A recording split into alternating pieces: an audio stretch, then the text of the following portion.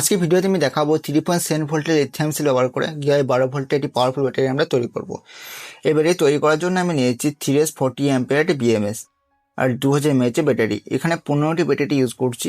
এই 15টি ব্যাটারি প্রথমে আমি মাল্টিমিটারের সাহায্যে চেক করে নেব এগুলো ভোল্টেজ ঠিক আছে কিনা। এইসব ব্যাটারি মিনিমাম ভোল্টেজ 3.7 ভোল্ট এবং ম্যাক্সিমাম ভোল্টেজ 4.2 ভোল্ট।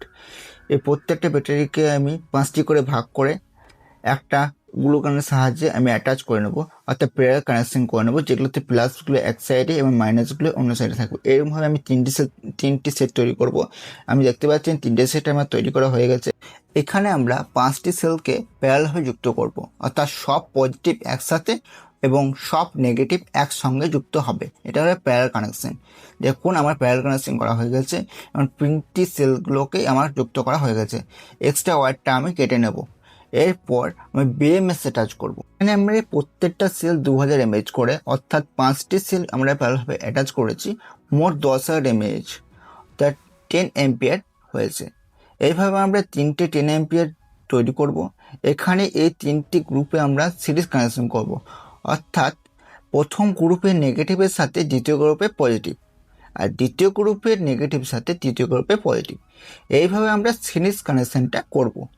এখন পুরোপুরি 12 ভোল্টের ব্যাটারি আমাদের তৈরি হয়ে যাবে। এই ব্যাটারিটি ফুল অবস্থায় 12.6 ভোল্ট অবধি চার্জ দেবে।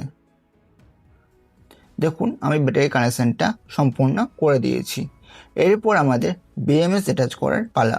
বিএমএস অ্যাটাচ করার আগে আমি মাল্টিমিটারের সাহায্যে ব্যাটারিটি চেক করে নিচ্ছি 12.6 ভোল্ট এটা আউটপুট দিচ্ছে কিনা। এখানে দেখুন আমার আউটপুট দিচ্ছে 12.2 ভোল্ট। অলরেডি এটা একদম মিনিমাম ঠিকই ভোল্টেজ আছে। এরপর আমরা বিএমএস ইউজ করব। এবার বিএমএস এর কানেকশন আছে, অর্থাৎ 0 ভোল্ট অর্থাৎ বি ভোল্টটা সেটা হচ্ছে যে প্রথম গ্রুপে নেগেটিভে যাবে, আর B1 অর্থাৎ প্রথম ও দ্বিতীয় গ্রুপের মাঝে, B2 অর্থাৎ দ্বিতীয় ও তৃতীয় গ্রুপের মাঝে, আর B+ অর্থাৎ শেষের গ্রুপের পজিটিভে। প্রত্যেকটা ভোল্টেজ বলে দিচ্ছি। বি ভোল্ট অর্থাৎ 0 ভোল্ট যেটা আছে সেটা হচ্ছে বি ভোল্ট, অর্থাৎ প্রথম গ্রুপে নেগেটিভ। আর B1 সেটা হলো 4.2 ভোল্ট পজিটিভ, কিন্তু এটা হবে প্রথম গ্রুপটা আর দ্বিতীয় গ্রুপের মাঝে। আর B2 অর্থাৎ দ্বিতীয় গ্রুপ ও তৃতীয় গ্রুপের মাঝে হবে। আর B+ অর্থাৎ 12.2 ভোল্ট যেখানে আউটপুট বেরোচ্ছে সেটা হবে শেষ গ্রুপ, অর্থাৎ B3-তে যাবে। আর আমরা আউটপুটের জন্য P+ এবং P- দেখতে পাবো। এখানে আমরা লোড নিতে পারবো কিংবা চার্জার কানেক্ট করে আমরা কোনো কাজ করতে পারবো।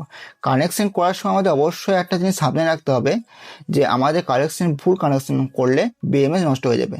এবার আমরা ব্যাটারি ব্যাকআপটা একটু দেখে নেন, আমার ব্যাটারিটা ঠিকঠাক চলছে কিনা, অর্থাৎ 12 ভোল্টের আউটপুট বেরোচ্ছে কিনা। আমরা দেখতে পাচ্ছেন এখানে একটা এলইডি সিরিজ লাইট অলরেডি জ্বালানো যাচ্ছে। আমরা মাল্টিমিটারের সাহায্যেও চেক করে নেব যে এই ব্যাটারিটা ঠিকঠাক আউটপুট দিচ্ছে কিনা। আমরা দেখুন আমি মাল্টিমিটারের সাহায্যে চেক করছি এবং দেখুন 12.05 ভোল্ট অলরেডি বেরিয়ে যাচ্ছে, অর্থাৎ ব্যাটারি কানেকশনটাও ঠিক আছে, বিএমএসটা ঠিক আছে এবং ব্যাটারিটা সম্পূর্ণ ঠিকঠাকভাবে চলছে।